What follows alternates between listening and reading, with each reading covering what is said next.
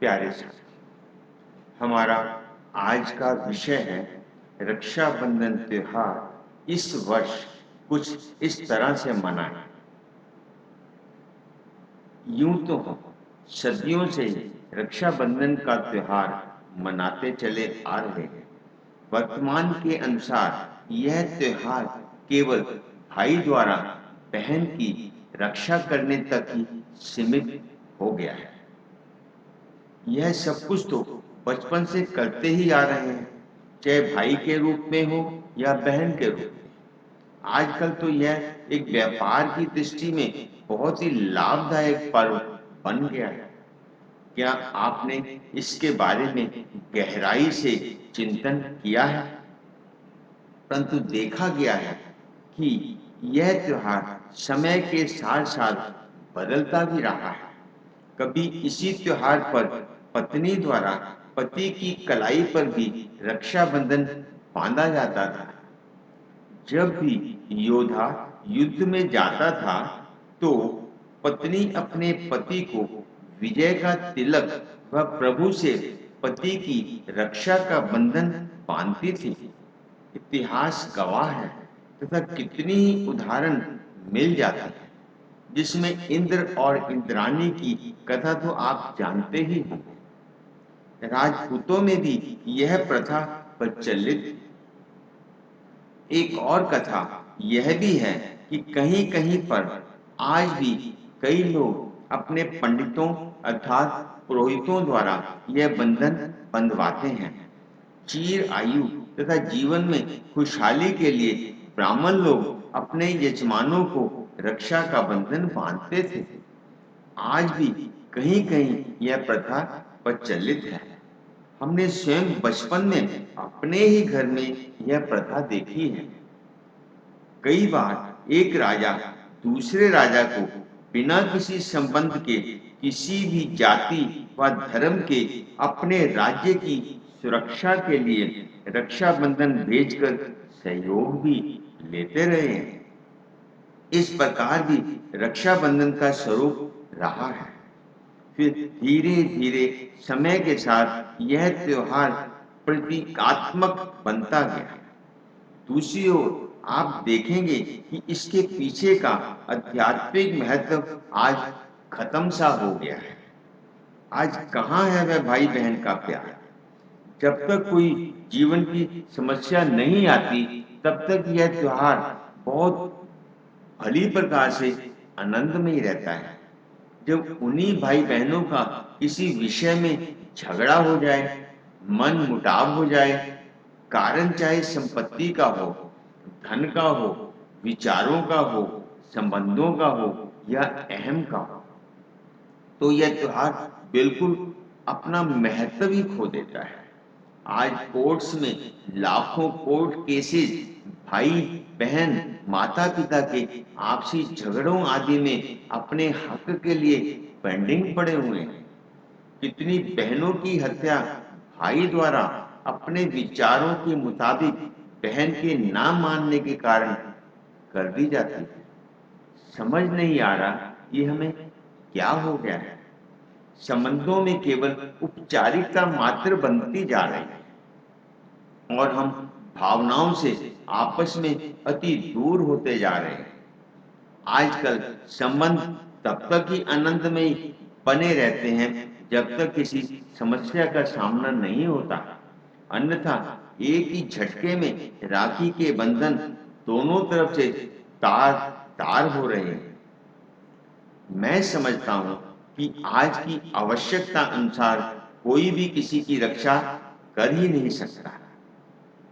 आज हमारी लाइफस्टाइल इस प्रकार का हो गया है कि हम महीनों ही आपस में एक दूसरे से मिल ही नहीं पाते, बल्कि आजकल हमारे संबंध मोबाइल संबंधों के रूप में सीमित होकर रह गए हैं। तो आप ही बताएं, कौन किसकी रक्षा कैसे कर सकता है? दूसरी बात, पहले यह तो स्पष्ट हो जाए कि रक्षा किससे करनी है और कैसे करनी है। ऊपर बताई गई बातों के अनुसार हमारे संबंधों के नाम तो वही हैं और रहेंगे भी, आवश्यकता है हमें अपनी सोच बदलने की। सबसे पहले स्वयं से पूछें, क्या आप स्वयं से सुरक्षित हैं? आज समाज में क्या कुछ नकारात्मक हो रहा है? विभिन्न प्रकार की मानसिक समस्याओं, बुराइयों, कमियों से हम असुरक्षित जीवन बिता रहे हैं। यह समस्या तो बाद में ही बाहर आती है, पहले तो इसका बीज अपने अंदर से ही उपजता है। अपने आंतरिक सोच जिस पर हमारी आदतों का, दृष्टिकोण का विशेष प्रभाव पड़ता है। व्यक्ति स्वयं से ही सुरक्षित नहीं है तो वह किसी और को कैसे सुरक्षा प्रदान कर सकता है? आज कितनी बहनें अपने भाइयों को नशों से छुड़वाने के लिए हर प्रकार के प्रयास कर रही हैं। तो बताएं, कौन किसकी सुरक्षा कर रहा है? तथा भाई अपनी बहन के भविष्य के लिए बहन को गलत हाथों में जाने से रोकने में असमर्थ हो जाता है। तो साथियों बताइए, ऐसे में रक्षाबंधन का महत्व कहाँ चला गया? आज जो कुछ भी हो रहा है, यदि पूर्ण रूप से उस पर प्रकाश डाला जाए तो शायद समय कम पड़ जाएगा। फिर भी यह गाथा खत्म नहीं होगी। परंतु यदि हम दूसरी ओर इसके मूल में जाएंगे तो दिखाई देता है कि आज सबसे अधिक आवश्यकता है हमें अंदर के दुश्मनों से रक्षा करने की। आज कदम कदम पर हम भटक रहे हैं, गिर रहे हैं, परेशान हो रहे हैं, जिस कारण से हमारे संबंधों में दरार आ रही है। स्वार्थ की गहराई की गुफा में हम फंसकर अपना सब कुछ होने पर भी खुश होने का प्रयास कर रहे हैं। दूसरों को धोखा या नुकसान पहुंचाकर हमें झूठा आनंद आने लगा है। अपनी बात को मनवाने के लिए हम किसी भी हद तक जा सकते हैं। छोटी छोटी बात पर आत्महत्याएं हो रही हैं।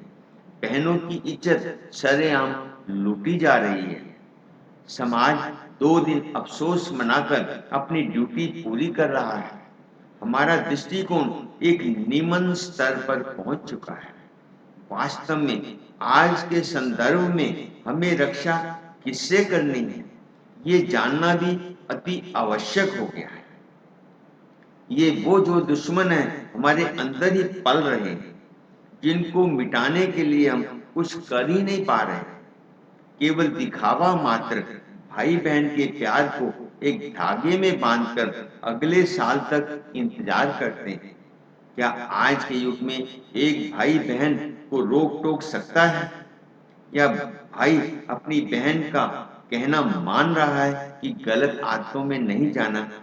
नहीं तो क्या फायदा ऐसे बंधन का?